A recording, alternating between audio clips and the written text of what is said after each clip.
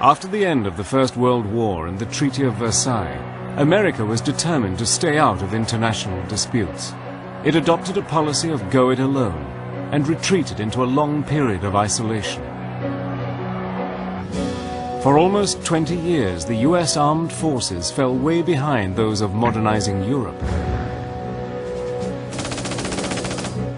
In Europe, air superiority was recognized as the key to successful modern warfare. It was a time of major technical developments, with new theories and tactics for the new generation of fighter bombers.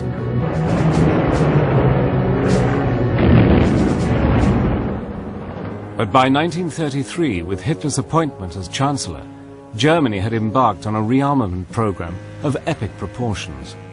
The Nazi machine began to replace all its old warplanes and produce a new generation of bombers. Yet across the Atlantic, American aviation remained very much the world of the small-town barnstormers.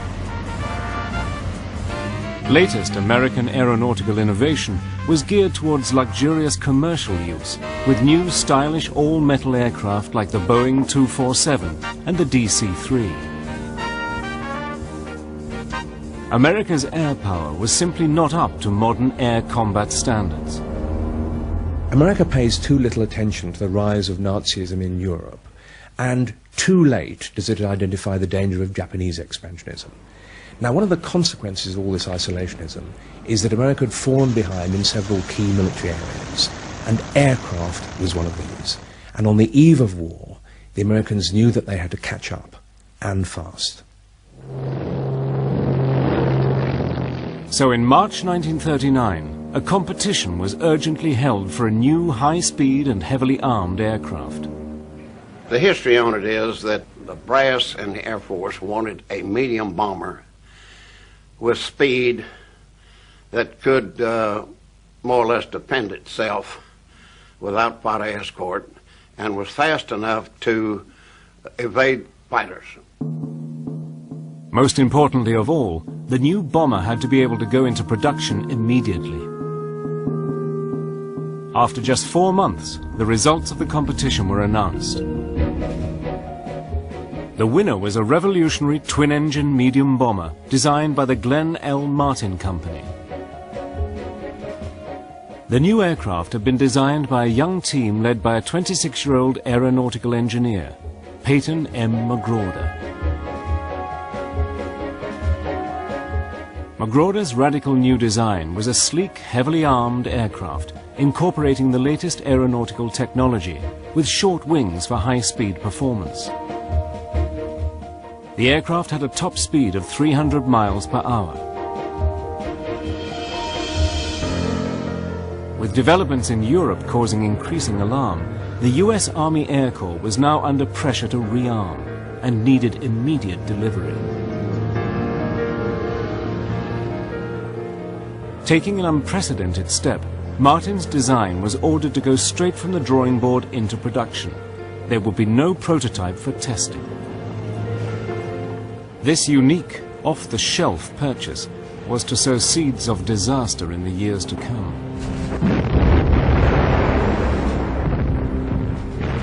Just weeks after the contract was awarded, the expected war in Europe erupted. In a rush, the Army Air Corps ordered additional modifications of extra armor plating, torpedo racks, and a top gun turret, all of which substantially increased the weight of the aircraft.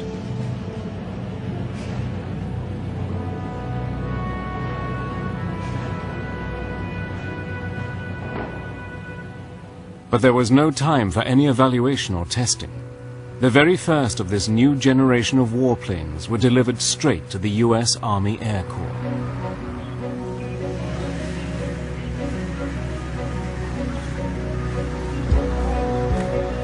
My first impression going out to the flight line and joining with the first pilot, the instructor pilot, was that I was getting into something that would be the most modern that I had envisioned of anything flying up to that point. And so I knew that I was in something different when I first climbed into that cockpit area. My first impression that compared with what we'd been flying, it was a large aircraft. And I had had no experience in an airplane that size. Also, it looked somewhat formidable with its four-bladed props and its guns in the tail and guns around the body of the fuselage and a little gun in the navigator's compartment. So it was a forbidding-looking airplane. Cowl flaps open. Open. Marauder was an innovator and incorporated many new advanced design features, which included tricycle landing gear, an all-plexiglass nose, and the latest electrical bomb sight. Crew, stand by for takeoff. All right, here we go.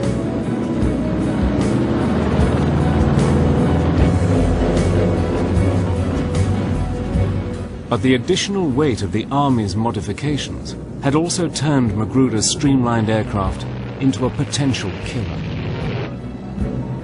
The twin-engined bomber now required extremely skilled handling from the new pilots, especially for takeoffs and landings. One of the first ones I flew was the 11th airplane off the line. And they were having quite a lot of problems with it. And if I recall, the second day I was there, one of them went in off the end of the runway and exploded. And let's say that got my attention. I had a feeling that I was trying to learn to fly something that was quite a bit more of an airplane than the trainers I had flown in flying school. And so it was a thrill and also a hint of caution that I'd better handle it very carefully and still be aggressive enough to learn to fly it as well as my instructor. Due to the lack of testing, the new aircraft suffered from a series of problems. Nose wheel struts collapsed, hydraulic lines leaked, fuel lines clogged, and the yet untested four-bladed propellers regularly failed. To make matters worse, by the autumn of 1941, difficulties arose in material shortages in the defense industry. Aluminium and propellers were just not available. The airplanes were coming off the assembly line, but there were no props. So we would fly an airplane from Baltimore to Barksdale and take the props off and get them back up to Baltimore and do this again and bring airplanes down. By the end of 1941, the Martin factory finally completed the first delivery of 261 aircraft to the US Air Corps.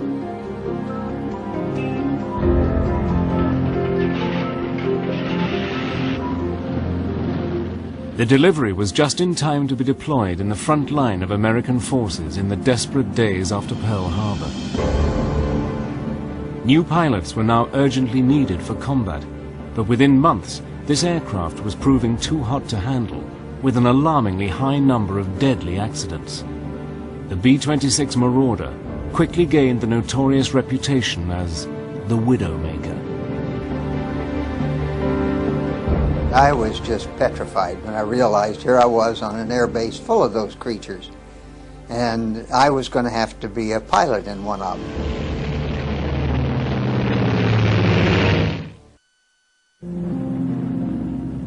In February 1942, the Martin B-26 Marauder had its baptism of fire in the Pacific War. This was the most advanced medium-range bomber in the world, but early combat operations were marred by one disaster after another. For the new, hastily trained pilots, it soon earned a reputation as a death trap. Coming right out of flying school and going over to Barksdale Field from Arizona, I really didn't know very much about it except that it was new. But once I got there, I began to hear these stories, and then I kind of wondered what I was getting into.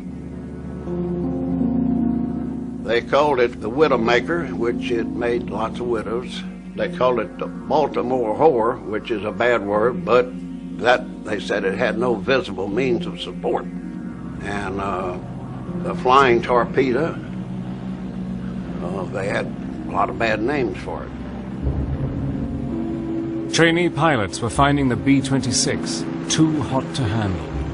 With fast landing speeds of 125 miles per hour, trainees would bring it in too slow. It would then stall, spin, and crash. it had more of a fighter plane feel to that airplane.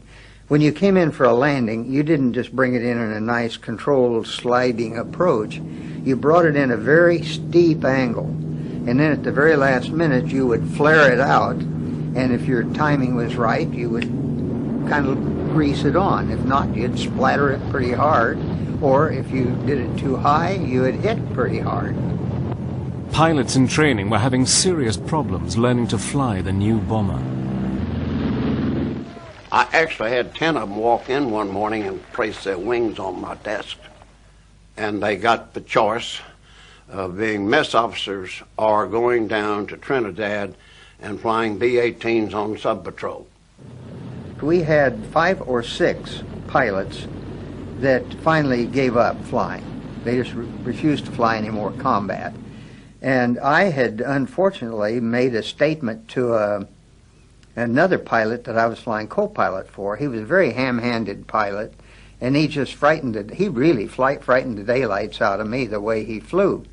So when I got back on the ground after this one mission, I told him, I'm never going to fly combat again if I have to fly with you.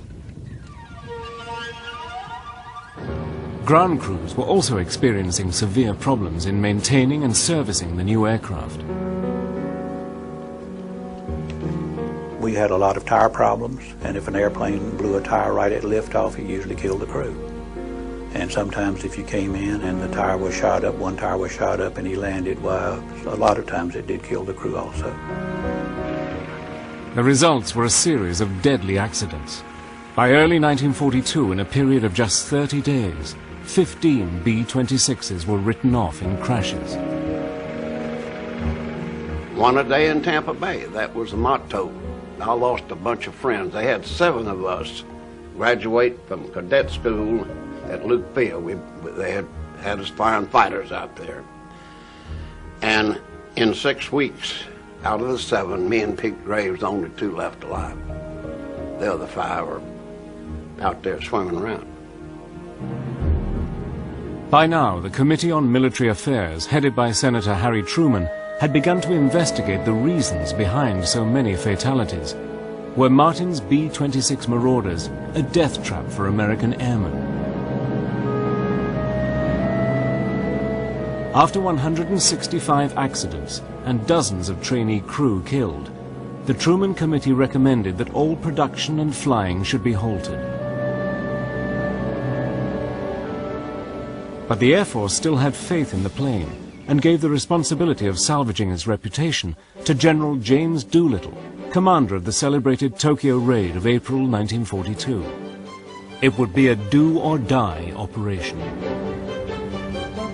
Jimmy Doolittle, probably the best pilot that we ever had. He had flown air races, and he was a B-26 advocate. He thought it was a good airplane. He was always someplace flying. He was not a guy that was a desk jockey. And as a result, he was a pilot's pilot. And he came down and actually landed it on one engine, and he flew around and wrung it out over the top of the airport while all the young pilots were standing there watching him. And they said, Jesus, if he can do that, we can too. You knew that there was a man that had flown a lot of airplanes and knew what he was doing. And he pushed the limits a little bit because he made tighter turns than the rest of us and scared a little of, but we knew that we had a guy that knew what his limits were. The report revealed that the causes of the accidents were due mainly to the inexperience of the pilots and maintenance mechanics, along with the increased heavy weight of the airframe. To stop further problems with the dangerously overloaded planes, the engineers introduced a more powerful engine and also extended the wings by 3 feet. This made the plane much easier to control, especially takeoffs and landings. Doolittle organized a new training program for both pilots and mechanics. Flying demonstrations were performed by the legendary test pilot Vincent Squeak Burnett to boost morale and renew faith in the Marauder.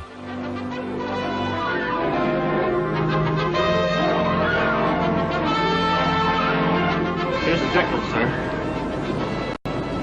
Take a look, Jim. Since you're going to be a B-26 pilot, that's your Bible. Left landing gear and wheel well check. Well, that U-lock the crew member's removing is a safety precaution we have to prevent anyone from raising the landing gear while the ship's on the ground. You don't mean to tell me that's ever happened? That and worse. Now get on with that checklist and see that none of those other things ever happen to you. You fly her for a while, Jim. Get the feel of the controls. See how easily she handles. Controls are easy, aren't they? Smooth as a GI haircut. Doolittle's training program had rescued the B-26 from congressional action.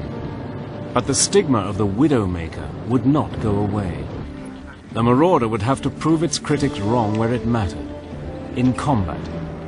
And now the moment had come, as the B-26 Marauder headed for war in the deserts of North Africa.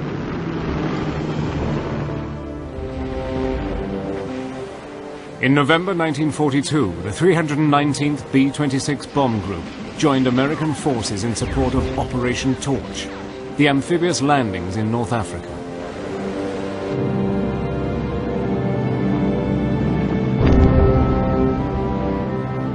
But using the new medium bomber for low-level ground attack operations could be disastrous. Early missions were riddled with organizational chaos. What happened in Africa that we had no strategy whatsoever. There was no bombing strategy, there was no coordination, there was no photographs, maps of the target. They were hand-drawn maps. In fact, our first flight that went out with 5 planes, none of them come back. The crews of the B-26 Marauders were capable of delivering a devastating attack, dropping up to 4,000 pounds of high-explosive bombs. The Air Force tried and tested new tactics, with massed squadron formation flying at medium altitude and bombing a single target for maximum effectiveness. The accuracy of hitting the target was dependent on the combined skills of the pilot and the lead bombardier with his sophisticated Norden bomb sight. The general routine was you had an initial point, they called it, a specific geographic point on the ground. You would turn then and go to what they call the AP, the aiming point. And as you went toward the aiming point, the bombardier would get his Norden bomb sight, which was an early model of a computer. He would get it organized so that he'd say left, left, right, right, up, up, down, down, whatever, to get the pilot and that computer going together. The Norden bomb sight was one of the US Air Force's most secret weapons. This early computer calculated exactly when and where to drop the bombs, allowing for altitude, airspeed, and crosswinds. And so when you get to your point and you call the pilot and say, okay, I have it, and you go straight and level, and you look in front of you and it looks like thunderclouds, it's black, it's dirty, you feel like, and you almost could, that you could see the Germans at their gun positions. Then we would go on through. All we could do is just sit there like this because the airplane was being flown by that computer. It's a moment of truth where everybody has to stop wiggling around trying to evade the flak and wade through. You lean over, and when you do, you go for the eyepiece and you're watching the crosshairs that are moving. You stop them, and that means you've corrected to the ground speed. And when they get together, the bombs are gone.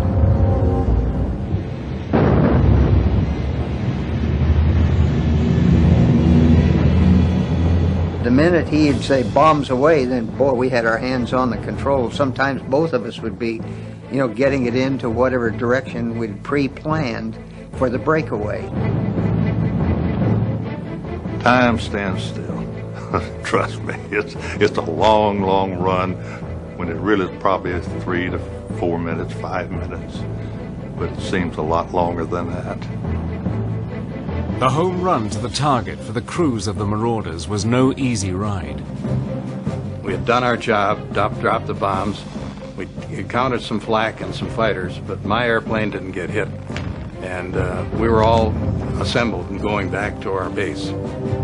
But on one mission, one of the Marauders was hit by flak and unable to rejoin the formation. We were supposed to all stay together, and if a guy got crippled, it was his tough luck, but I didn't dare. I didn't want to do that. This guy was out there by himself. He could have been picked off. But I got close enough to be tightened up for defensive purposes to take a look at him. Well, he was flying straight and level, trying to keep it going, but he had to fly slower because he was crippled. So I had a camera there that we all had, that if something unusual occurred, you could use the camera if you weren't busy fighting off something.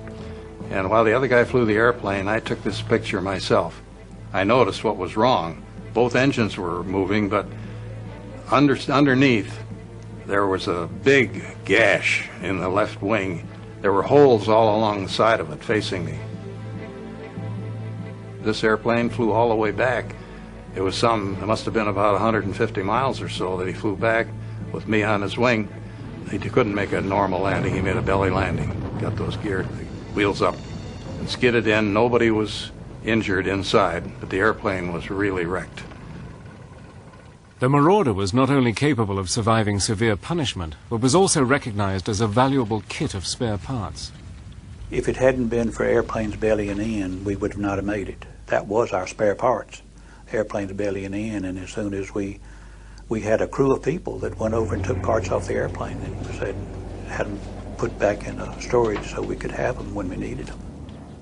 In terms of belly landings as being a source of a possible crash, nobody really worried about that. We could skid that doggone thing right in, whether it was on mud or on a paved runway or not. And if we had to do it, we'd do it. And in fact, most people would rather make a belly landing than get it up there and bail out and let the airplane fall. In the first 3 weeks of operation in North Africa alone, the B-26s of 319th Bomb Group had flown just 20 missions, losing 10 aircraft and 40 men. Now it was the B-26's combat losses that were called into question.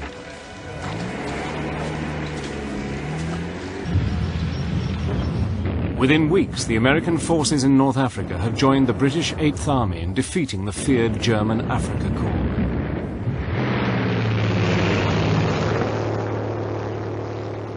The Air Force continued to experiment with the B-26, bombing at different altitudes, but soon realized that it was most effective between 10 and 12,000 feet, exactly the height it was originally designed for. The first 3 or 4 missions, we went from the deck up to about 3,000 to 4,000, 5,000. Still wasn't enough. But very soon we learned that you had to get up above 7,500 feet to be safe from the kind of anti-aircraft, light anti-aircraft flak that they threw up at you.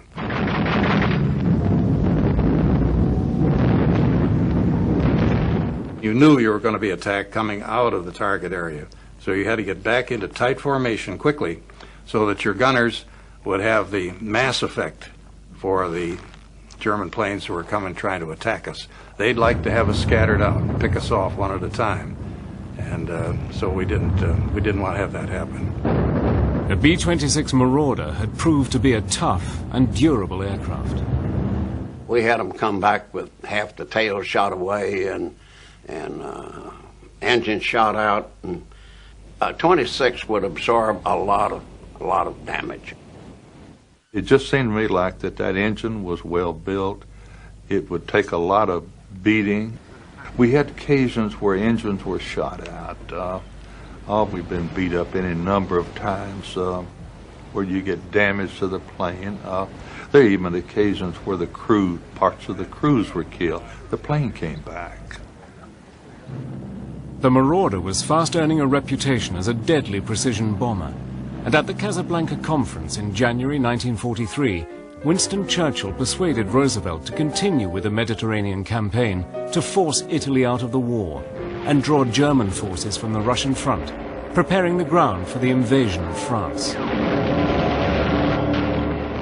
In the Allied invasion of Italy, Martin's Marauders would add another deadly chapter to their history by taking part in one of the most famous and controversial conflicts of the Second World War, the Battle for Monte Cassino.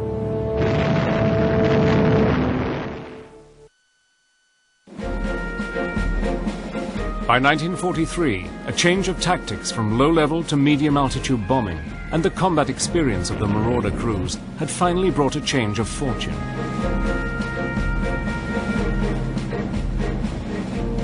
The Marauders were having increasing success on their bombing missions, but flying into enemy flak was always a terrifying experience. We could look ahead, and I remember saying to the pilot, I nudged him, I said, "What in the hell is that?" He looked at it and he said, "You've seen flak before." I said, "That's flak?" Well, here was this solid black band with red flashes all through it. Well, the Germans had already picked up our altitude, direction, and everything else, so they were just laying a barrage into our flight path. And I don't know how we got through that. I mean, you can almost walk on this stuff. It's big black puffs. And when you have one where your airplane shudders, that means you done took on some of this stuff. When you could see flak, then it was reasonably close. When you could hear it, it was very close. When you could smell it or feel it, it was terribly close, within 40 feet of you. Well, that's what we felt all the way through that black cloud, was the aircraft just bouncing, and the smell of cordite or whatever that powder is. We could feel the stuff, we could hear it, we could smell it. I was there as we were on the bomb run before we got to the target, and we were getting an awful lot of flak. But pieces began to fly off of our lead ship. They were bouncing off of us. And it was a scary experience. I had to try to keep straight and level while we're trying to get down our target. But in doing that, and worrying about the bursts of flak that were coming all around, all of a sudden I found there was a bump on my head, bang, like somebody hit me with a hammer and knocked my goggles flying and whatever else I had on my head to protect my skull. But just it was a sudden shock. And what had happened was that a piece of flak came right through plexiglass, right straight ahead of me. And of course, if I'd have been done like my grade school teachers used to say, sit up straight, Conlon, I'd have been dead and I would have gone right through here. Fortunately, I was a little slumped, and it went right through here, grazed the top of my scalp, but it hit hard, drew a lot of blood. It was a shock. It was a surprise, and I knew I didn't know how bad it was, but I was not unconscious, so I could still function. But I had to get this blood stopped, and so the next thing happened was someone was bandaging me, and the other guy was flying the airplane till we could get back out of this flak, and fighters were now coming in too. I had a whopping headache for the next day, but other than that, I was okay. The Allied invasion of Italy was launched in September 1943.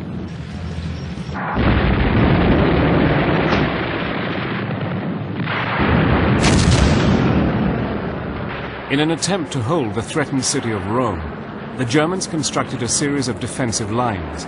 The last and most formidable, the Gustav Line, was anchored on the heavily fortified garrison town of Cassino. Strategically, Monte Cassino is absolutely pivotal.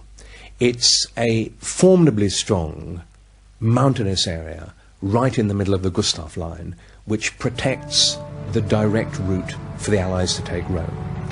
Now, what had happened in early 1944 is that not only had a direct assault on the Gustav Line failed, but the Allies had tried to get round it by going to Anzio, and that also had stalled. So one way or the other, they were going to have to solve the problem of Monte Cassino. Throughout the weeks of heavy fighting, the sacred monastery of Monte Cassino had been left untouched.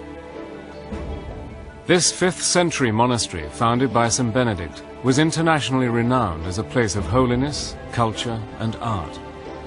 But the Allies suspected that it was the base for the German defenders. In a highly controversial move, it was ordered to be destroyed.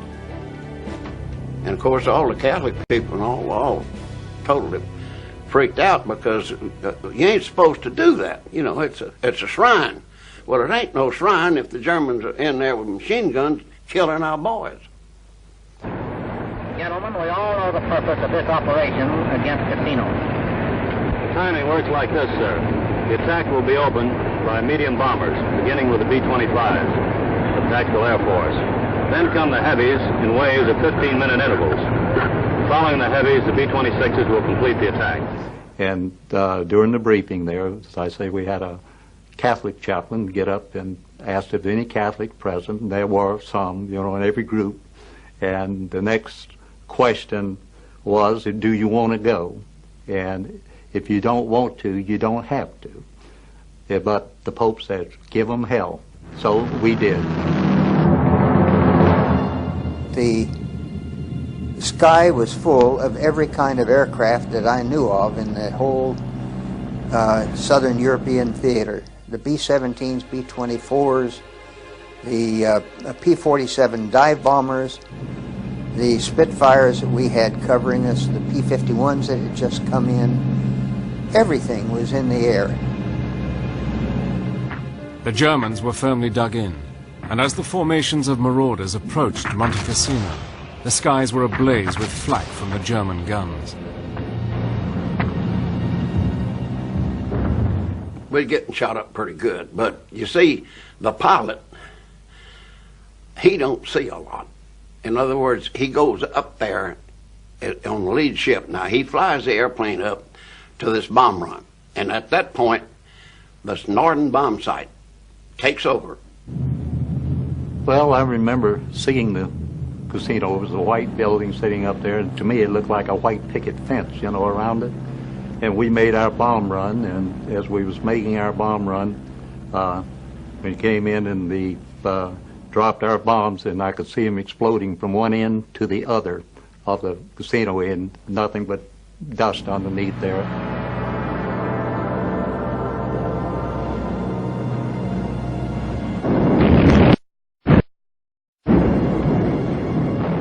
On February the 15th, 1944, to the shock of the world, the monastery was leveled. The accuracy of the B-26's bombing proved without a shadow of a doubt that if used properly, Martin's aircraft was a potent weapon. It was solid stone, you know. Them friars built a heck of a shrine. They walls on that thing was 6-8 foot thick. We knocked it down to rubble. We went twice a day. So we finally knocked it down and killed every German big enough to die. The Germans, after we bombed, they come out of the rubble and were still holding it, so the British and the Americans both had a hard time taking it, even after we blew it up. The bombing of Monte Cassino was a tragedy. Ironically, the bombing itself worked reasonably well. The B-26s did a good job, the bombing was quite accurate, and the monastery itself was leveled. The Germans then occupied the ruins, and the Allies simply weren't able to get them out of the ruins. Thus, although the bombing worked in the short term, the Allied operation to smash a hole through the Gustav Line failed. It was, however, a turning point for the Marauder. The introduction of the new Norden bomb sight, the quality of bombs it could deliver, and the speed and handling of the aircraft had all combined to make it a formidable machine. The Marauder could now literally deliver bombs on a button. Following the Mediterranean campaign and the fall of Rome, the B-26 Marauder and its crew's reputation was growing from one victory to the next. Despite its notorious birth as the flying coffin, the Marauder was proving to be an outstanding aeroplane and feared adversary. The improved bombing accuracy and switch to medium-altitude tactics meant that the Marauders had now come into their own. D-Day would provide the Marauders with new challenges. The B-26s were called upon to soften up the enemy in an intense pre-landing bombardment. They played a key role attacking German troop movements, communications, and defenses. Marauders of the 9th Air Force fly over the invasion surface fleet, past the beachhead to strike at enemy concentrations.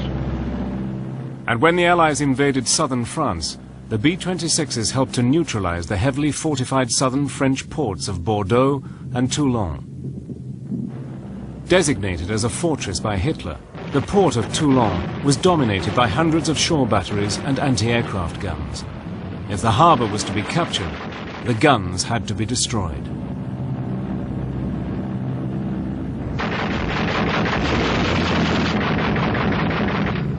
From 10 to 11,000 feet, we could put 90% of the bombs in a 600-foot circle.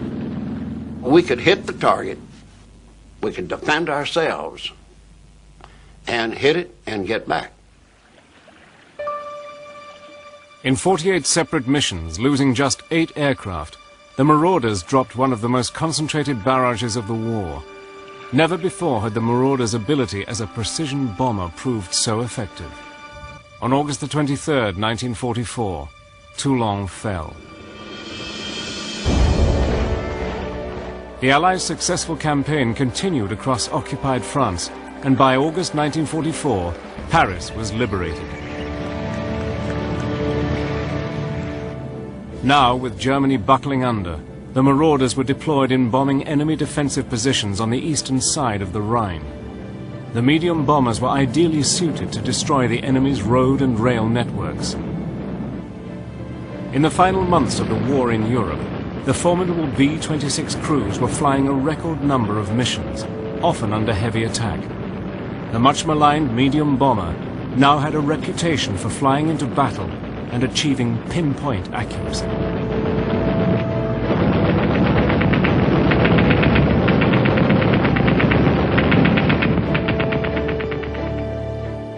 The Marauder was also admired by its crews for its strength and ability to take intense punishment.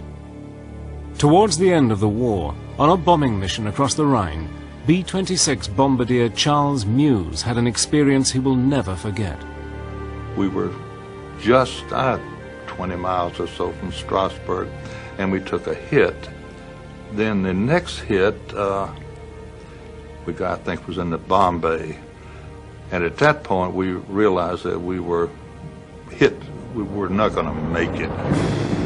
It was chaotic. You know, neither engine was doing what it was supposed to do. We had fire. I could see the fire. You know, there was no mystery about it. The co-pilot was sitting, trying to get out, which he couldn't, but his parachute strap had caught on the seat. The release to the co-pilot's seat was between the pedals. I could reach it. I did reach it. I pulled her sideways, and he went backwards. After successfully releasing the co-pilot, Meuse was able to make his escape from the bombardier's position. So we got the co-pilot. He was the first one out. We got him through. The top turret gunner was dead. The tail gunner and radio gunner made their dramatic escape, bailing out past the landing gear, leaving just Meuse and the pilot in the plane. We were trying to debate whether or not we would stay with the plane because we could see the Rhine River and we could see safety and home. We finally got to the point saying, no, we're gonna take the way out, and out we went. I remember the tremendous quiet as you're hanging on a parachute, swinging gently in the breeze, you hope, and everybody's gone, everybody's left you. I was not heroic. I knew when I was caught, and I stopped and promptly showed my hands and stood still, and so then it was taken prisoner. Meuse was captured along with the rest of his crew. They spent the last few months of World War II as prisoners of war. In May 1945, victory over Nazi Germany was complete. By the end of the war, the record of the Marauders was outstanding. Its bombing accuracy had made an important contribution to winning the war in Europe. The B-26 had made aviation history. With an enviable record for survival, its actual combat losses were fewer than any other Allied bomber in the war. dogged by its reputation as a widowmaker from cradle to grave, this remarkable plane was tragically buried without the military honors it so richly deserved. With the war over in the late autumn of 1945, the 500 remaining B-26s were blown up for scrap in Germany. Ironically, the aluminium was collected to help rebuild the devastated German metal industry. I would say that considering its birth, when it came out and how many people it killed, it was a bad airplane. Now, as we learned to fly it and as the mechanics learned to maintain it, it became a good airplane. You'd have holes all over the airplane and still it was flying. Come home on one engine, fly almost the whole distance on it. And that was a pleasant surprise. And so that we kind of loved that airplane after seeing what it did for us in so many missions. That was probably one of the greatest aircraft that we ever had in the military in those days. In terms of its ability to take a terrible, terrible beating. And that was one thing that made it tenable for us to fly that airplane and keep on flying it, because we knew that sucker would bring us back. You know, it might be hard getting back, but it would get us back.